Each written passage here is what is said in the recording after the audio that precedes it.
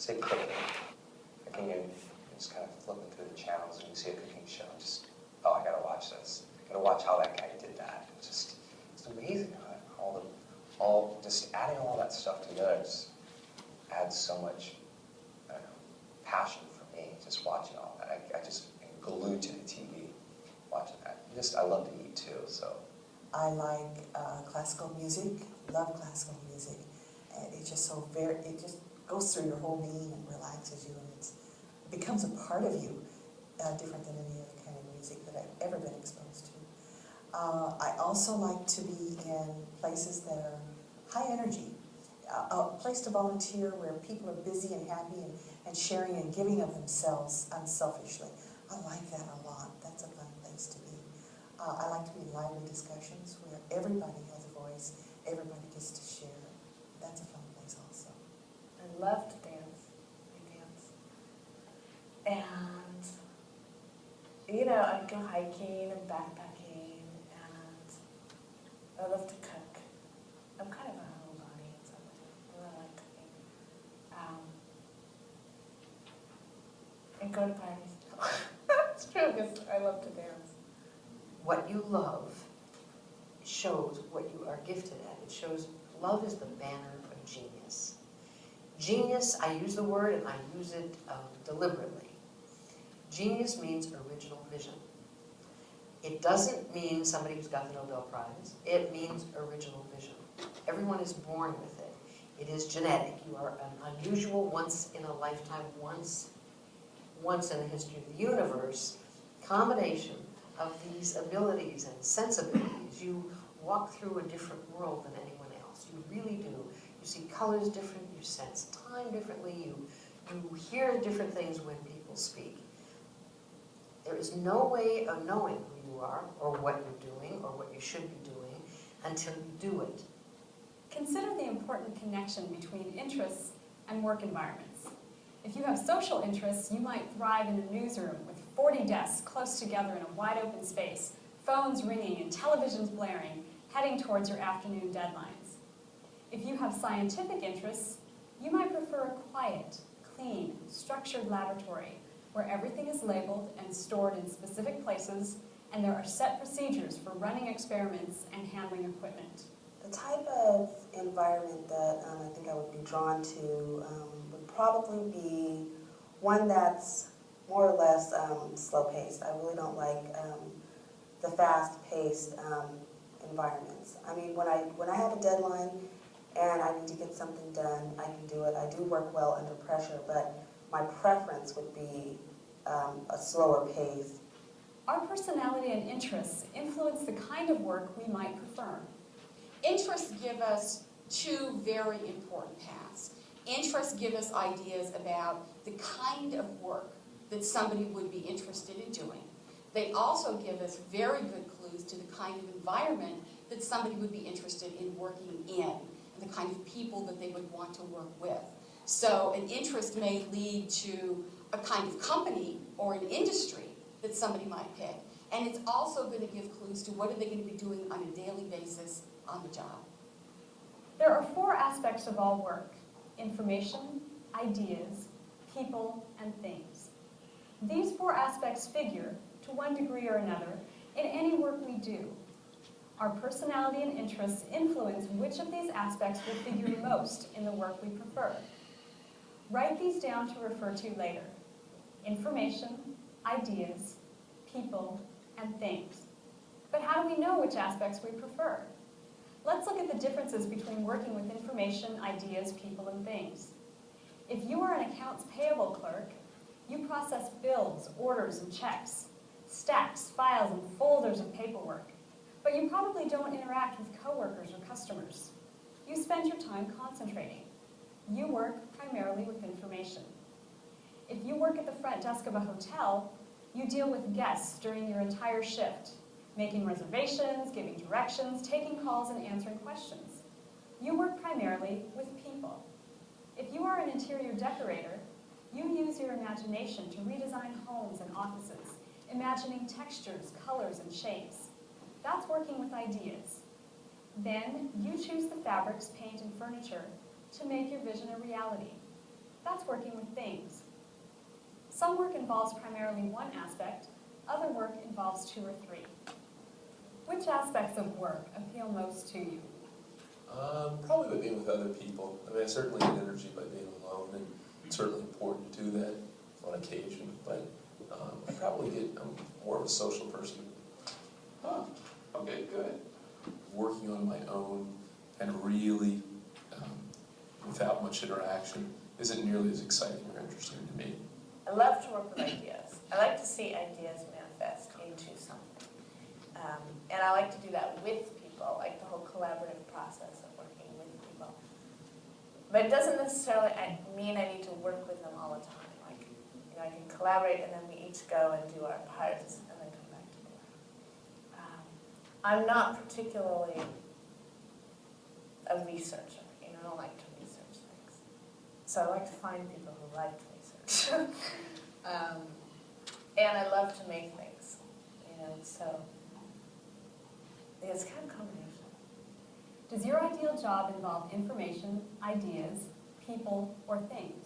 Or some combination?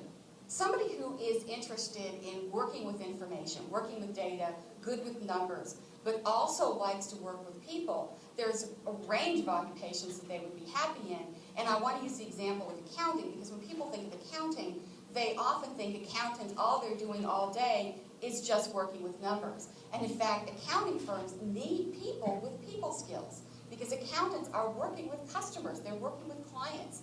They need to be able to communicate with them, they need to be able to gain their trust, they need to be able to make recommendations to them later on. So those communication and people skills are very essential in a field that we tend to think of or have a stereotype of as just being numbers-based, and that's not true. Draw a simple pie chart as you decide which aspects are most important to you. For example, maybe you prefer a job with aspects of 80% people, 15% information, and 5% things. A high school counselor's position can be charted this way. Advising students most of the time, that's 70% people. Making recommendations about their schedules and classes, that's about 20% information. Then entering these records into a computer, 10% things. Go back to your personal career profile and include this chart. We'll use this information in your job search later on. And now, check out this hot tip.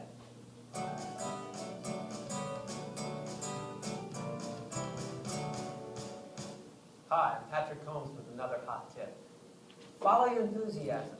It's powerful to get clear on what makes you enthusiastic. Follow your enthusiasm and you get maximum energy for successful action, and you end up very happy. Finish this sentence. I really get excited when I rapidly complete this sentence 20 or 30 times. The key is to complete it many times and do it as quickly as possible. Write down or recite it into a recorder, whatever comes out, even if it seems silly or trite. Because when you're done, you have this amazing list of what truly gets you excited. And what's on that list are your power supplies for success. Why are some people more motivated than others? Because they are tapping into their boundless enthusiastic energy. Everyone knows their enthusiasms when they're young. And those childhood enthusiasms are still relevant. Don't let what other people think of your career become more important than doing what makes you enthusiastic. Follow your enthusiasms because they lead you to your destiny. Until next time, be great.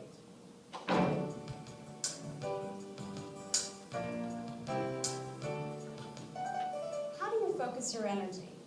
Maybe you prefer many activities happening at once all around you so that you're focused outward.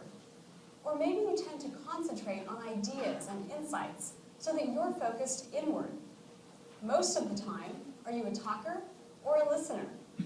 After a busy week, what sounds most relaxing to you? A quiet dinner and movie with one or a few close friends? Or a night on the town with a large group of people? There's nothing better than to be around other energetic people. It's exciting, it gets you going, it gives you kind of not just twice, but sometimes 6 and 7 times the energy to be around really kind of positive, up, energetic, forward-looking people. Next, how do you take in information? Do you look at the details in the present, what's going on right now, or do you envision possibilities in the future? What could happen? In order for me to be detail-oriented, I need to get a bird's eye view of the entire situation. Like when I started work, or any place that I've worked, you just can't sit there and learn how to use the computer system. I always have to know why. What are we doing this for? You know, what's the point? You know, don't just show me this computer system and say, okay, you have to know to put this here and that there. I get a better understanding if I can take the bird's eye view and then, you know, focus in on the detail. And that's when I really learn. Finally, how do you manage your time? Your personality definitely shows up here. Time is very important to all of us. So some people need to look at time as open, flexible, and spontaneous. They go with the flow of whatever is happening. Other people need to see time as planned, organized, and scheduled. They make things happen in a decisive way. I see myself as motivating other people. I guess that's a better way to put it. And so I see that as a very definite common thread throughout everything. I also see myself as very organized and logical and plan very well, quickly. It doesn't take a long time for me to grasp what's happening and know how to organize it. We need different personalities to live and work together. If you're assigned to a group project at school, you want students who can come up with the big ideas and the students who can handle the small details. When my husband and I plan a vacation, I'm better at organizing and planning, flight schedules, hotel reservations, and the budget weeks in advance. He's better at saying, let's explore that waterfall in the jungle this afternoon. We use our different personalities to pull off a great trip. That's Brian. Hi, how you doing? I think it's important to look at the big picture because it kind of sets up the mission and the objective of what you want to get accomplished. But then the detailed aspect of it, you need to lay out a plan, a detailed plan with actual dates and how it's going to be accomplished. It's very important, so you have to be able to do both. Thinking about your personality takes time and effort, and recognizing your personality is crucial as you decide what you want in your ideal career. For more information about your personality, see if your local career center on campus or in the community can administer personality assessments for you. These assessments will ask you a series of questions similar to the questions I've asked in this episode. The assessments may be completed by computer or on paper. Now, this process is called an assessment and not a test, since there are no right or wrong answers. Some people find them useful. Please make sure that assessment results are given to you by a career counselor who is trained to respond to your questions. A student who has a very strong interest in art and knows one of the aspects of themselves is that they like to work very independently, they like to work very autonomously. So what we would be doing is incorporating those preferences in their career search and helping them discover options in the world of art where the work that they do is not, doesn't have a customer service dimension, for example, doesn't have a meet the public dimension, but they might be doing something in the background where they're doing some planning or some designing, maybe working with a small team of people, but then ultimately on their own when they're doing the actual job. And that would satisfy the interest and the value together. Now, back to your personal career profile. Write down a few phrases that describe your personality and interests based on today's episode. For your personality, you might write, I need to take time out by myself during the day. Or, I'd rather look at the facts and details of a situation. For your interests, you might write, I want to use my mechanical interests in problem solving and troubleshooting on the job. Refer to these phrases when you want to remind yourself what you need in your ideal career. We know much more than we will ever be able to use in any job. So you try to pick a job that uses that part of all your filing cabinet in your head that you really enjoy using. Good example of that would be some woman's working in a lawyer's office and she hates every bit of language she hears all day long. And then she gets a job where she's working in a gardening shop and she loves gardening. So now she's using a knowledge she has. She knows a lot about law, let us say. She knows a lot about gardening. The difference is she dislikes the law stuff and she loves the gardening. So you try to figure out where it is you work that uses knowledges you really care about. Environments are really critical to me, especially in teaching. But also, you know, I've always been somebody who brings people together with gatherings. And it's really about a space, and this is how I like to have my home and my office, just my life, how I like to bring people into it, is to honor who they are. Because see, that's what I want. What I want is just to be accepted for who I am. And so I think that's what I try to offer people through my environment and through the way I am in the world. Think about how great you feel in your favorite outfit, or when your best friends are around, or when you're playing your favorite sport. You can enjoy this same feeling in your career. When you work in a job that really fits your interests and personality, imagine how right your career will feel too. Does everybody have something they love? Absolutely. Does everybody have more than one thing that they'll love? Absolutely. There is not only one perfect career for everyone. But you've got, what you're looking for is the spark that's going to make a lot of related career options interesting to you. The other day I spoke with a woman who works as a makeup artist for feature films. She told me that she's played with makeup ever since she was a little girl. She loves colors and shapes and lines and textures. I said to her, "This work must come natural to you." She said, "Natural? I'm on fire when I do my work." You too can look forward to being passionate about the work you choose to do. Nobody bothers to take the fingerprint of your genius, but it's there, and there is no other way to find it, excepting to say, "I love that. Oh, a clue. I wonder what I love about that." And then you will find it. You will. And then you can get practical. Then you can figure out, okay, I've got to experience this for a while to see in what direction I love it, because the way you love it is, if you had 100 people in a room and they all said they like to work with people, not one of them would mean the same thing. Every one of them would mean something differently. And you'd have to keep asking and asking till their face is shown, till you said, "Give me a perfect example of what would be the most fun for you if you're working with a person." And everyone, their faces would light up so you'd know they were telling the truth. And everyone would come up with a completely different scenario. And that's how this one would want to teach them to sing. That one would want to hear their story. And this one would want to make them feel better about themselves. And everybody's got a different thing. And that's what they're gifted at. So to say I like working with people, we don't know what that means. But to say I like working with people and it really makes me happy when this happens, then we know we're in the right track. In the next episode of Career Advantage, we'll take this idea one step further. It's crucial to identify your interests, but employers don't just pay you for what you want to do. They pay you for what you can do. They pay you for the skills you possess. What are your skills? How do you acquire the skills necessary for the work you want to do? We'll talk about which skills are essential for today's workplace and how to demonstrate your skills to prospective employers. I'll see you next time on Career Advantage.